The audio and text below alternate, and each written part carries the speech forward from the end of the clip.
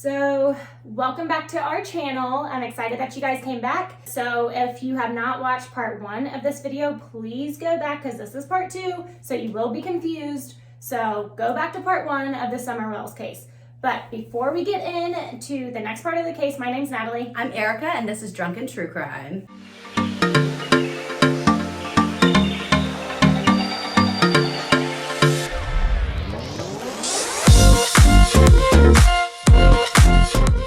Okay, so for those of you that are new, welcome. We are so happy that you're here. For those of you that are returning, we love you. Thank you for coming back and continuing to enjoy the shit show. Yeah, witness the shit show that is us. Before we get into the case, though, we have a few disclaimers. We're going to go through them really quick because hopefully you know them by now. 1, we're going to talk about true crime. That means sometimes the details get gruesome. 2, we're going to cuss on here. That's just us. If that offends you, you won't like this channel. 3, we're going to drink each time. The drink today of choice is a peach Bellini from Trader Joe's, which...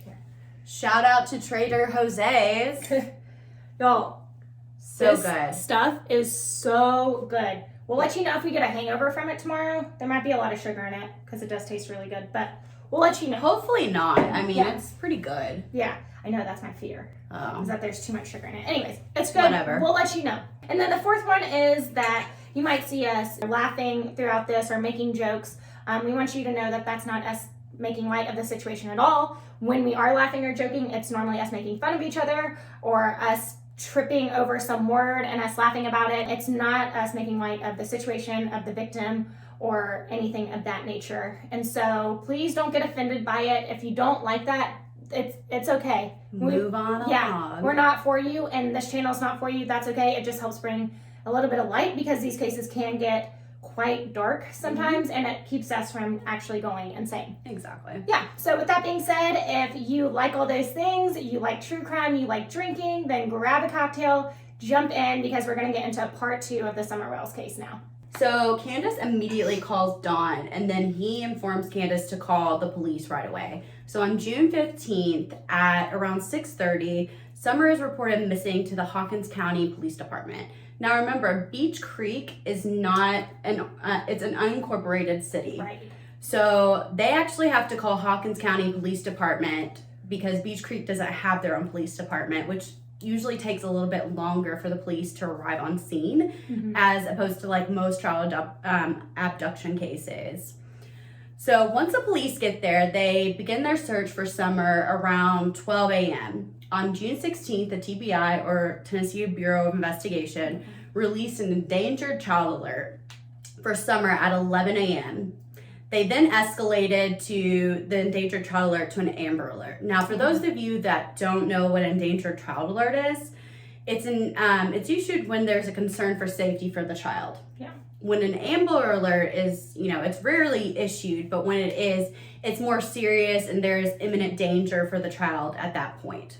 So that's the main differences between endangered child alert and Amber Alert. Yep. So on June 17th, just 2 days after Summer went missing, they started this like full search for her. Okay. As they should, though. Right. We're talking like a very, very large search. Now, remember the woods around Summer's home is very treacherous. So you have just this like canopy of trees. So it's really, really dense forest. It's very hilly. It's really treacherous. It's very, very poor cell service. And so this made it difficult for the search, for the people participating in the search. And so they didn't use as many like people in the community because it was so treacherous. I'm talking like at some points they had to have ropes to get down into ravines and things of that nature. Why would they want to though? Because they know the terrain. Yeah. So like in this search directly around her house, it is so steep. As we go through and there's more days after she's gone missing where she hasn't been found, they extend the search and that's where they get the community involved. Right. But like at first, and when I say they didn't get the community involved, to be fair, they did. They asked them to, like, they got on their 4-wheelers, they looked around, they asked them to check their property just in case she had, run off and then gotten lost or something happened if she might be like hiding in someone's like barn or shed or something of that nature. So they did try to get them to do that. But as far as like right around her house where it's so treacherous, they just didn't think it was safe for the community. That makes sense, but you would want to recruit like people that rock climb and people that like know the area a little bit better? Well, because because you don't, the TBI doesn't know this area either. Right. So what they did is, so it wasn't just the TBI that was involved. We're jumping ahead a little bit, but there's over 100 different agencies from multiple different states that get involved with this. So there are a ton of people searching for her, but just because of all the things we discussed, it was so complex and it was so tiring. So it's because this search, spoiler alert, does go on for so long that they become mentally and physically just completely taxed. In tandem with when they are doing the search for Summer, they're also investigating her disappearance on the other side of who could have done this. Like if someone did take her, who could have done it? And we all know this, statistically, it's most likely the parents that did this. And again, I say statistically. Or part of the family. Yeah, it's not always, but statistically, it's either the parents or someone very close to the child. Yeah. It is actually quite rare that there is just a stranger kidnapping. Not to say that it doesn't happen, but it's only about 5 cases a year where it's a complete stranger that takes them and they're gone for an extended period of time. They take the parents in for questioning. So they take Candace, the mom, and they want to do a polygraph test. So they interview her, talk to her about a few things, and then they want to do a polygraph test. But she is so upset that everyone kind of is in agreement that it would be inconclusive. Yeah, it's not worth her time. So she doesn't take, or maybe they try to start, this was kind of unclear, but I think they tried to start the polygraph and everyone was in agreement. She was just way too upset and it wouldn't be worth anyone's time. But I want this to be on the record. She did take it 5 days later and she passed. Now, the day that they take, the day that they start investigating Summer's disappearance, they do take Summer's mom, Candace, Summer's dad, and Summer's grandmother. Again, we talked about Summer's mom was not in the right state to be able to take it, but the dad and the grandmother took it that day and they all passed. So all 3 of them passed the polygraph test. Now, I'm not going to go too much down a rabbit hole about taking polygraph tests, but the thing about polygraph tests is they absolutely do nothing. Right, they can't stand up in court. No, they can't stand up in court. If you pass it, everyone just says, oh, well, they're not reliable. If you fail it, you're immediately the suspect then. So there's not a win-win situation. So this is where I will go on my little TED Talk for a second. If you ever get in a situation, never do a polygraph. Don't do a polygraph test. Don't take a polygraph test. Don't do it. Don't do it. So as far as the search go, they continued a massive search covered over 3,000 acres of land by foot, air, water, and set up roadblocks. They talked to everyone in the community. And there, as you pointed out earlier, there were 100 different agencies on this case trying to search for Summer. Yeah. But unfortunately, they didn't find anything. And Summer is still missing to this day. Yeah. And that's about all that we know in this case, because it is an active case and because the investigators are trying to keep it close to the belt, as they should. Absolutely. That's all we know. Yeah. She still to this day has not been found. There's not a lot of information past this point. Yeah. With that being said, let's take 5 big gulps. Oh, okay. Yeah. Ready? Go. Ooh. I really wish we had some more peach Bellini. Now we want to go over what happened in the weeks and months after the disappearance of Summer, leading up to in terms of the Wells family, and why the parents have been under such suspicion ever since then. Right. In the public's eyes. On June 18th, Summer's dad, Don, speaks to the media for the first time. She was planting flowers with her mother and her grandmother, and she wanted to go into the house. So my wife watched her go into the door, and she went into the house, and the boys were on the internet, of course, and she wanted to go downstairs and play with her toys. So when her mother come in, she says, "Where's Summer?" She went down in the basement. She didn't answer, so she went down there, and she was gone. So she went out the basement door, which was unlocked, and we haven't seen her since. Please, let Summer be okay, and please come home. To me, that just looks like a dad that's hurting. He just seems so heartbroken.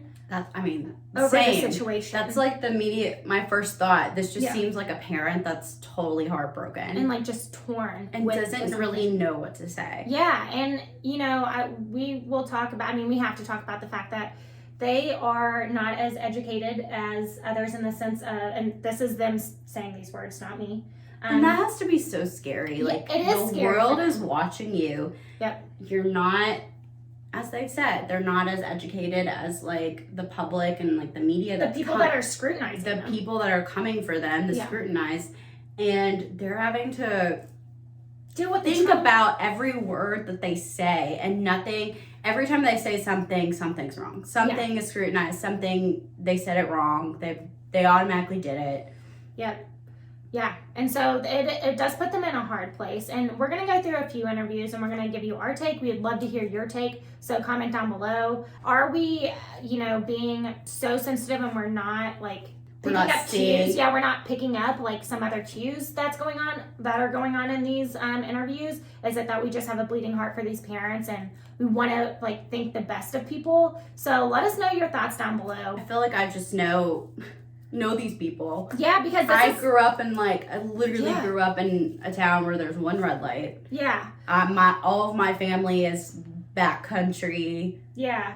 Alabama, Georgia, like, I grew up with people like this. They're so terrified of being scrutinized because from the beginning they were scrutinized. And rightfully so. Statistically, the parents are the most likely ones who did this. In this interview that we just discussed, Don goes on to say that he was at work when the kidnapping happened. Mm-hmm. Don thinks that someone came and kidnapped his daughter. So a bad man came and grabbed his daughter. To Erika's point, we don't have many details when it comes to the case because it is an active investigation. They're keeping a lot of the details close to their chest. But on June 26th, the TBI did ask for help with identifying the driver of a 1998 to 2000 maroon or red Toyota Tacoma with a full bed ladder rack along with white buckets on the truck bed. So, like, on the sides of the truck bed. So it's very specific. Yes. So they stated that this person was not a suspect, but rather they're hoping that they were a witness. So after this, again, we're going through what happened after the main searches, after the disappearance, and trying to focus on Candace and Dawn, her parents. A little while later, Candace and Dawn will do an interview that I will admit, after watching, and we're going to show you guys here in a second, left me with quite a few questions, which we'll go through after you see it. And I told the boys, I said, watch Summer, I'll be back. And within 2 minutes I came back. And I asked the boys where their sister was, and they said, she went downstairs, Mom, to play with her toys in the playroom. I said, okay. And I yelled downstairs for her a couple times, and I didn't get no answer, which was unusual because usually she always answers me. And so I went down there to check, and she was nowhere in sight. She was just gone. I don't go on walks around here or runs because I'm scared of the bears and snakes and even the coyotes that are around here. Well, whoever has my daughter, I pray and hope that they have not harmed her and they bring her back to us safe and sound. Just go to the FBI, the police, and clear it up. I don't know, it seems kind of elusive. It's really strange that I've never seen this truck, and I've never heard of it until just recently. But I wish they would come forward and explain themselves. I mean, if you're not a suspect, at least come forward and say what you've seen. She was a tomboy. I shaved my head. She wanted to have her head shaved like me and the boys did. She tried to shave her head in the back and make it, I think you can see it in some of the pictures, and it was getting out of control. So we decided to shave her head off and let it grow back long, and she shaved her head so she wouldn't feel bad, and but it didn't bother her at this point. Well, I knew right away that she was abducted. You know, I knew that right away, and that's what I told them from the beginning. But they have to go through their, I forget the word. Investigation. They have to do one step at a time, I guess. But I'm sorry that they had to spend so many man hours in these woods and everything. I've seen them limping and everything else, and I feel for them. But I just wish there was a way that neighbors could search neighbors' houses, and then if they're not willing, get a search warrant or something. But there's just no way you can search every single house, and the eastern United States or whatever. But I wish there was a way. Just thankful for the person or persons that's doing that, you know, out of love, I and appreciate trying to get information and trying to get her found. And we thank them from the bottom of our That hearts. means a lot. And we thank everybody who's trying so hard and praying so hard. And she's an awesome young lady, and we just want her back. So first things first, we're going to address the elephant in the room. Are they high? I don't think Dawn is. I think Candace Yes. is. In my non-expert opinion, I would say Candace absolutely is. I would say on pills. Yeah, exactly. That's what I think so too. And now what we don't know is whether that a doctor prescribed her these after the disappearance of her daughter to help calm her down and she took them. We don't know that, or if she's taking them without a doctor's prescription. Whatever it is, it seems very clear to us that she is on something. I mean, if you just look at her pupils, they are so dilated. That is an indication that she is on something. I agree with you. I think it's pills. All that to say, these two get a lot of heat from this interview. Just because they're on drugs? Yeah.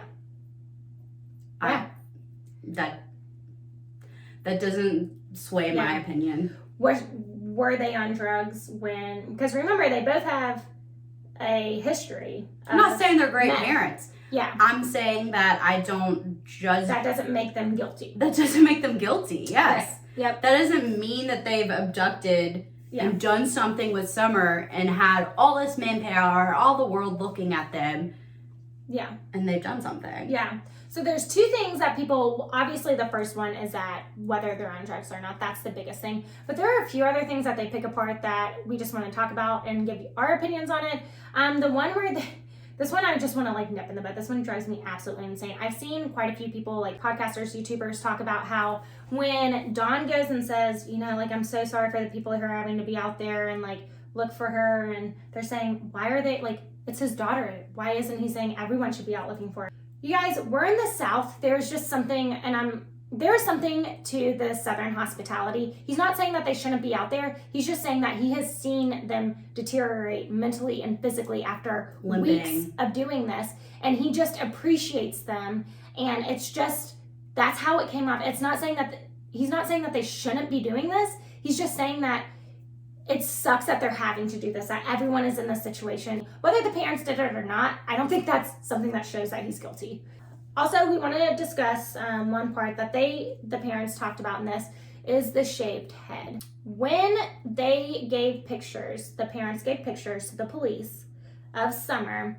They gave them pictures of her over Christmas where her head wasn't shaved. Whereas when she went missing, her head was shaved.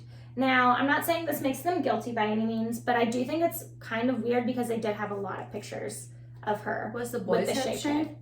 Do what? Is the boy's head shaved? The mom's is, and the boys had shaved their head. I'm not saying it's weird that her head was shaved. I'm just saying it's weird that they showed the pictures of her with her hair longer instead of showing the pictures of what she looked like when What if they didn't have any pictures? They had tons of pictures. They do have tons of okay. On their phone. Yeah.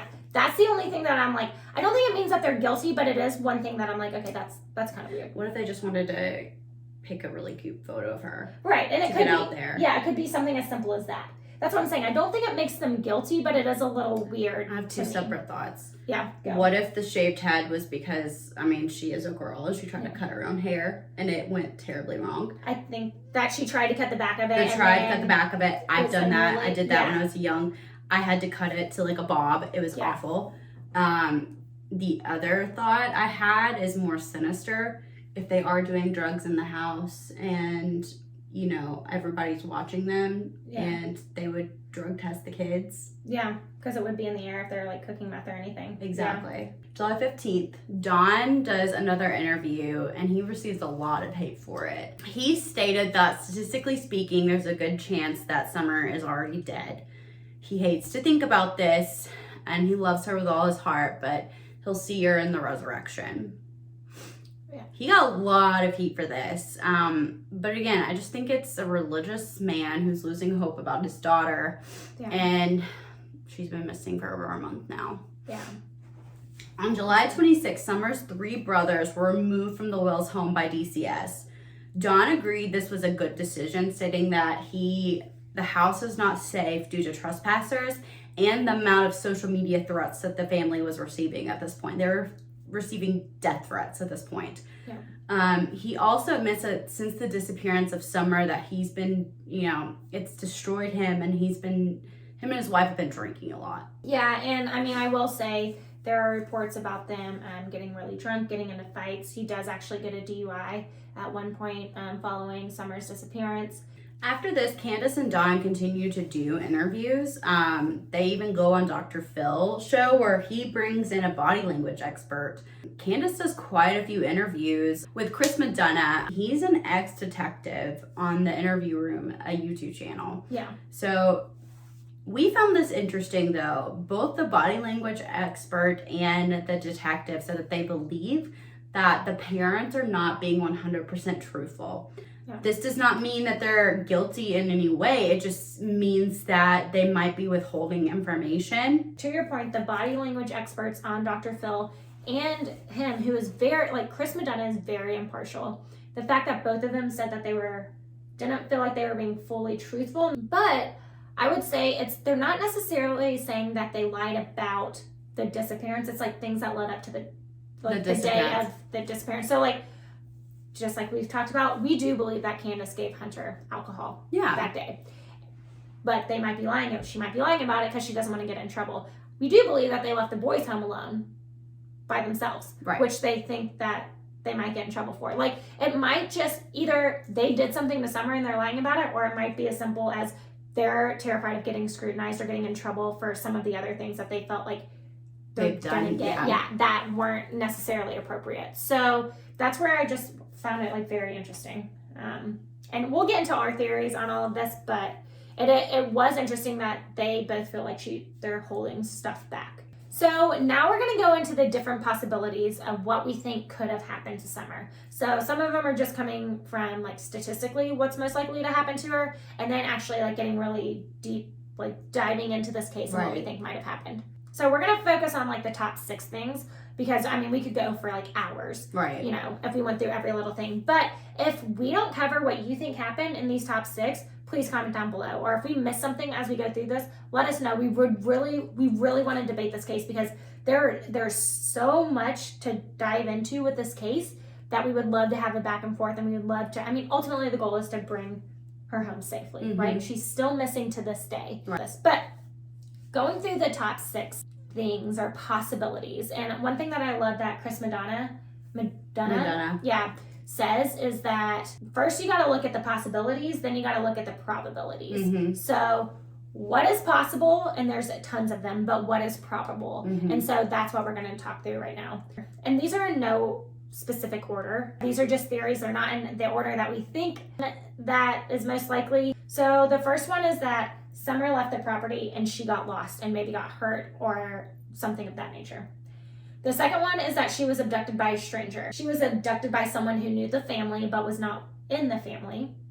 There was an accidental death, whether it was negligence or her brothers were supposed to be watching her and something happened and the parents covered it up. And so there was no intention of her dying, but it happened and then they freaked out. So the fifth one is either that the parents, the grandmother, or the brothers did it. The last one, which is become more, you'll see this more if you go through this case, is that she was sold for drug money.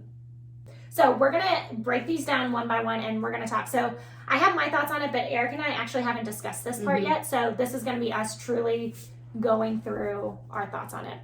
So for Summer leaving the property and got hurt, what would be her reasoning for leaving? I don't even know if she had to have a reason per se. She just was wanting to go outside and play. Her brothers were so her brothers were still TV. in the house, right? Yeah, so her brothers were watching TV and want to play with her. So maybe she was going towards going to play on her swing or something, and then something caught her eye and she left. I feel like I would need more from the family saying that this is something that occurs often. Yeah. That she goes out by herself and goes and plays in the swings or goes and does this by herself, for me to form an opinion that this might be probable. Yeah. It is possible, the fact that she did go outside, maybe got lost in the woods, as we've talked about, the terrain's very steep. Yep. And she got hurt and they just haven't found her body. Yep. the probability of it is we don't know from a family standpoint if this is something that occurs often. Yeah. So actually that leads in perfectly. I swear to God we don't plan that. But there's a few things where I think that this is not probable. One, to your point, she was taught, like, as someone that grew up in the woods, you're taught the boundaries. You learn those very young. There's a lot of stuff in the woods in Tennessee. There's, as the mother mentioned, she says coyotes, but they're coyotes. Yeah. There's bears, there's snakes, there's spiders. She knew her boundaries within the property, and she knew she wasn't supposed to go past her swing, and they state that she never did. And I truly believe them when they say this.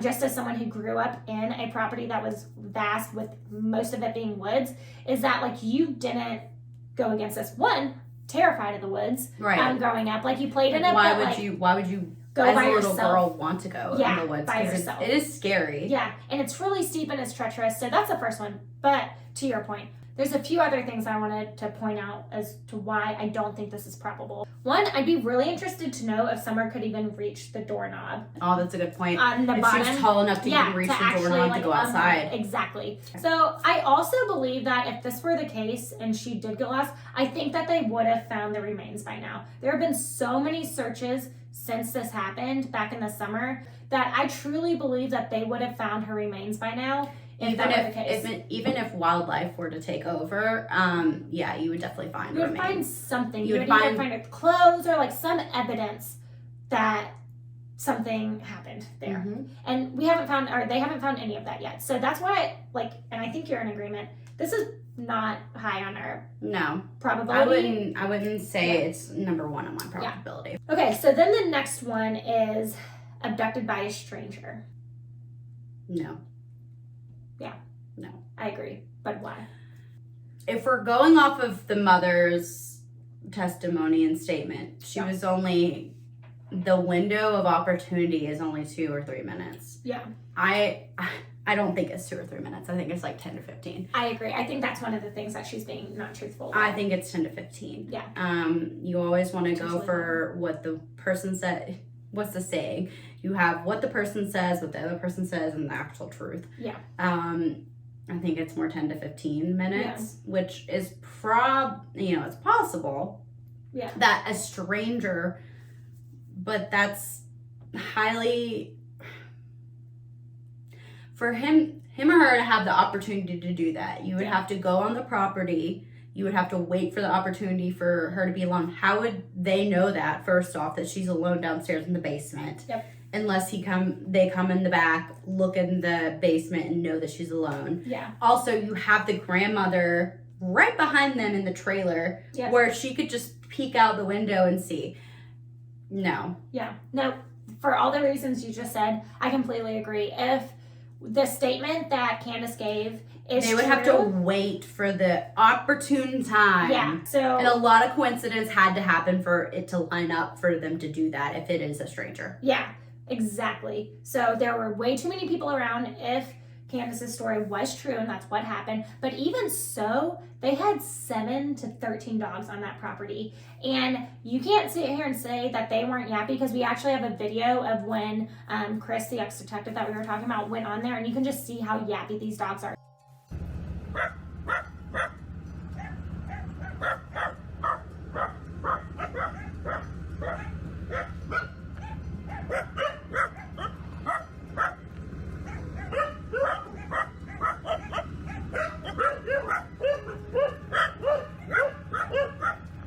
So if there were other people on the property at this time, which I do believe they would set the they would, yes. I have 3 dogs and 2 of them are beagles. Yeah. Any movement outside, they're going crazy. Yeah, so that's what I'm saying. You said 13? Yeah, so it depended. It was like 7 to 13 dogs. And that's why I'm saying it would have gotten someone's attention and it would have, I just can't imagine them being able to take her away without anyone in the house hearing, them not hearing the dogs or hear her screaming. Right. It's just not probable again. Unless they incapacitated her in some sort of way away. The dogs would still be yapping. No, the dogs would definitely be yapping, but I'm just saying, unless they incapacitate her in some sort of way. And that's why she wasn't, anything. Yeah, yelling. Type of thing. Yeah, I think we both agree that that's probably not the case either. No. I think the next 2 are probably on my list the most probable of what happened. And I hate to say that.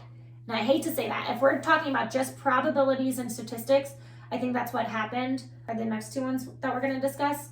But we also don't have enough evidence to prove that's what happened. An opinion, yeah.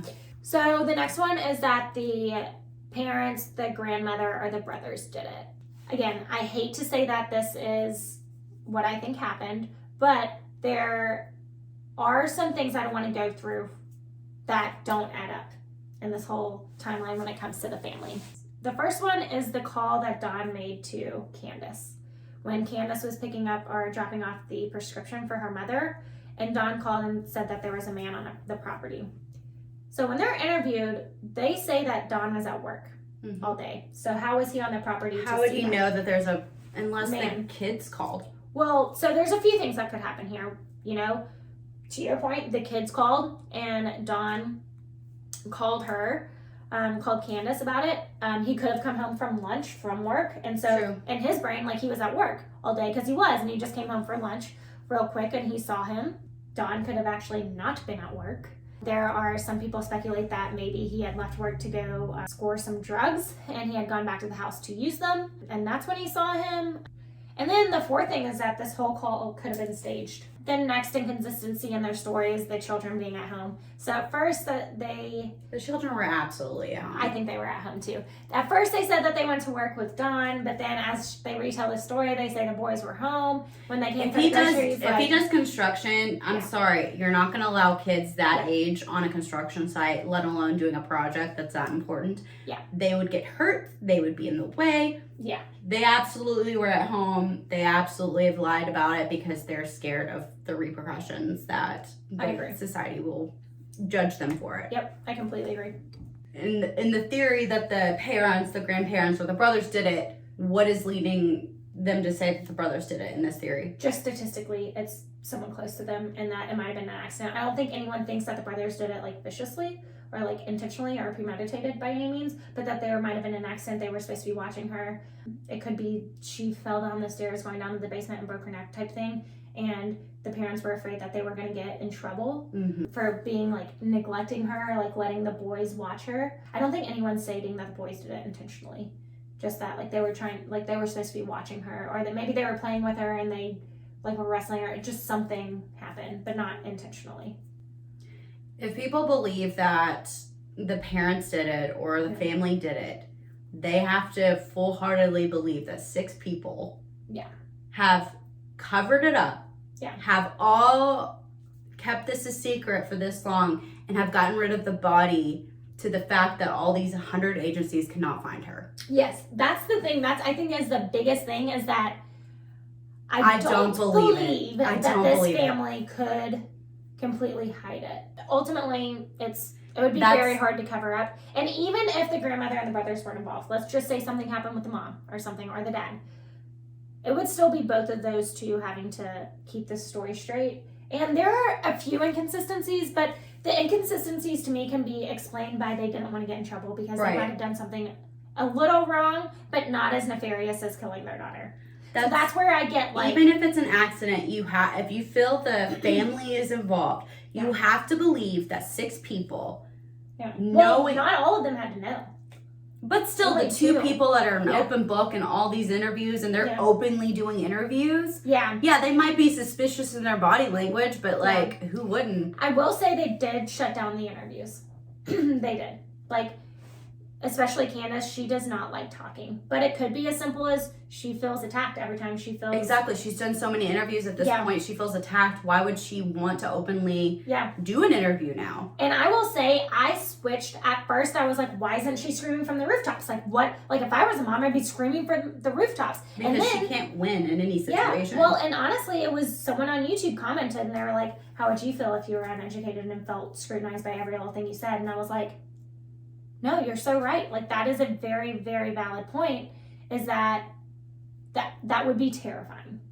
And if you got as much heat as these parents did, like, it'd be terrifying. And we're not standing up for the parents. We're just trying to be... I'm trying to be balanced. open-minded in every possible way, because I don't think the parents did this Yeah. because they're so open in their interviews. I think the jury saw it. So I'll tell you my full opinion at the end. But like, I think they are getting. They got judged way too soon before enough details came out. I know it's a hard one. I don't think they're capable of keeping this secret, and I don't think they're capable of hiding the body this long. Yeah. So one last thing that I do want to point out, just because it comes up in the case law, the dad's history of domestic violence, and there is a history of domestic violence. So the Hawkins County officials revealed that Summer Wells' father, Don Wells, was arrested on domestic assault charges in 2020. Following the incident, Summer Wells' mother, Candace Bly, filed for an order of protection against Donald Wells. In the now dismissed order of protection, Bly stated, "I'm afraid for my children and myself." According to the order of protection, Bly said Wells was abusive mentally and physically. Bly later asked for dismissal of the order of protection, and then on April 21st of 2021, the charges of domestic assault and unlawful possession of a weapon were dismissed. So I do believe you need to take that into consideration. It does throw up a red flag for me because between the abusive allegations and with his other children, the domestic assault, I mean, something had to have happened for them to call the police. Whether it was his fault or her fault or anyone's fault or no one's fault, something had to have happened for that to become a police report. And so I do think we need to take that into consideration as we dive into the details and the possibilities of what happened for me. That one does throw up red flags for me. Yeah. So I would agree. That's a red flag. So the last one is sold for drug money. I have no opinions. I mean, I get she was the only daughter, but like, I have no opinion. why? Like, they have 3 other kids. That seems like such a far stretch, and I feel like there would be ties. Like, they would be able to see, or like the investigators will be able to find more on that. Like, I don't know. I just feel like there would be more evidence if that were the case, in my opinion. I feel like that's a really big stretch. Like, that would involve a lot of people being very silent about this, and which is possible, but it's not probable. Exactly. In this case. It's possible, but not probable. And in the South, I feel like, and if you could see these interviews, man, this town gossips. So, okay, final thoughts. Now we're going to actually come and tell you what we think happened. And disclaimer is that we might change our opinion as more facts come out. And that's okay, because that's how you evolve these. But we do want to hear your thoughts. But, okay, Erika, final thoughts. I feel like it's someone within the community that the family knows very closely. Maybe one of the neighbors. It could be for drugs. It could be for other reasons that they abducted her. But you don't believe the parents did it for drug money. Like, when I said sold for drug money, yeah. I don't believe parents did it for drug money. I believe that, I mean, it could be possible that someone within the community has done this. Yeah. Done something to her and hid her from the parents. Yeah. Okay. So I've got 3 different thoughts because I have no idea. Because I go back and forth. So like a part of me has the bleeding heart for the parents, and I feel like they have been absolutely destroyed in the media. I don't feel like they are, and I hate to say this, I don't feel they're sophisticated enough to pull off something like this. And that's very fair. And I don't disagree with you on that. For the fact that they cannot find her and they have had these searches, and not to say that this hasn't happened before. I mean, J.C. Dugard, Elizabeth Smart, this has happened. However, not probable. How old were they? They weren't 5. No, they weren't 5. They were but older. It just depends on whatever they're needing her for. Yeah. I hate people. So I go back and forth. So I go back. I think the parents are hiding something. I go back and forth on whether it is something as simple as they think they're going to get in trouble for giving alcohol to a I think they know who did it. Or doing that. Ooh. Or, so I go back and forth between that, or if I think they know exactly. what happened. I think they know exactly who did it. And they're just scared. Yes. So that was going to be my Because that's a retaliation. Yeah. They've pissed off someone within that community. Yeah. That's a retaliation from taking Summer, and they are terrified to do anything. And I feel like they know. Do you think that's why they were okay with their boys being taken away? Yes. Because like he said, He's scared of trespassers. He's scared of social media threats. He's okay with it because they're safer. Yeah. Yeah, see, I don't know. I just think, okay, so. I think drugs are tied to this. Yeah. I think something sinister is tied to this in a way of like the parents were maybe doing something. Yeah. I don't think they sold Summer, but I think they have pissed off the wrong people within that community to where they retaliated and they know exactly who did it. So that was going to be my third one, exactly, to the T, is that they were involved in drugs. That's what they're hiding. And that something terrible happened to Summer. And they might not know specifically, but they have an idea of what's happening. And that's where we're seeing them not give over the full story, where they're holding something back. And that's because where they feel like they can't, because if they do say something to lead the investigation, there's fear that like they could be harmed or their other kids could be harmed at that point. Yeah. I think, honestly, that's my top one. That's my top one. Is that they know more than what they're saying. They're scared. Or, and I hate to say this because I think something This has to be professionally done, is what I'm saying. Yeah, see, I disagree with that. Not in professional, like a hit person. I'm just saying it has to be professionally done in like a drug ring. Yeah, maybe. I think that is probably my top, like, theory on this. But I think something else is that it could have been an accident and they're covering it up because they got scared and now they're too far into the story that they don't know how to come back out. Like, I think that they could have gotten something would have come out by now. Yeah. In their interviews. Yeah. But no, I definitely agree. I think that the parents know more than what they're saying. Not saying that I truly don't believe that they killed their daughter. But I think they know either if they know who did it or they helped cover it up. But I don't think that they were the ones who did it, whether it was intentional by someone because of drugs or whether it was accidental. I do think that they know more about what happened than what actually did, or what they're telling. I feel like they know exactly what happened. Yeah. I think they either know exactly what happened and they were there or they were there right after, in the sense of like an accidental, or they have a very clear idea of what happened or who took her, or because hopefully she's still alive. But I think that's my final thoughts, is I think they know more than what they're saying, and either no matter what, I think they're scared, whether it's they know she died and it was accidental and they're scared of being charged with it, or whether but if you believe it's an accident, they would have to do it. They would have to cover it up. They would have to cover it up, yes. They would have to hide the body. Yes. I don't think they're sophisticated enough to do that. They might know those words better than anyone. They do, yeah. But didn't they help in the search? No, but remember they didn't have people helping. Like, they didn't have volunteers really helping in, like, the down and dirty searches. No, it was by investigators and organizations. Like, if they hid the body, I feel like woods would take over. I feel like wildlife would take over. No, I'm saying, like, they buried that body somewhere. Again, that's what I'm saying. Like, wildlife would take over at that point, even if they bury it. No, I don't think so. I really don't think so. I think if they buried her far enough, I mean, we see that all the time. Like, I don't know. See, that's what's so hard in this case. But I think we can both agree in the fact that they know more than what they're saying, whether it is a more so an innocent, like, little things that they can get in trouble for, or if it's more nefarious. Regardless, this will be very interesting. We'll keep you guys updated on any the evolution of the case. Follow us on Instagram, because that is where we're gonna give you the most up-to-date details of this case, because it is evolving. Again, to this day, she's still missing. God, we hope she comes back alive. I do too. And safe, and hopefully her parents had nothing to do with it. This one's hard. All that being said, let us know what you guys think below. We would like to talk through this back and forth, because you guys might sway our opinions. And if that happens, I want this to be out there.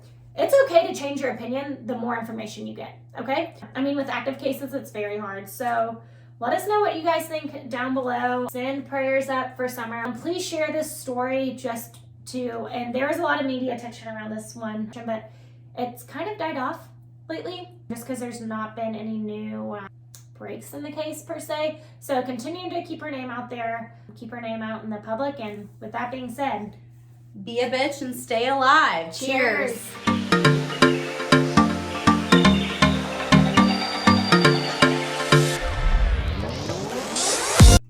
I don't think they're expired. I think they just taste bad. July 15th, not July 5th. I have Malibu. I have tequila. This is fucking delicious. I have vodka. I feel like my waist looks weird in this.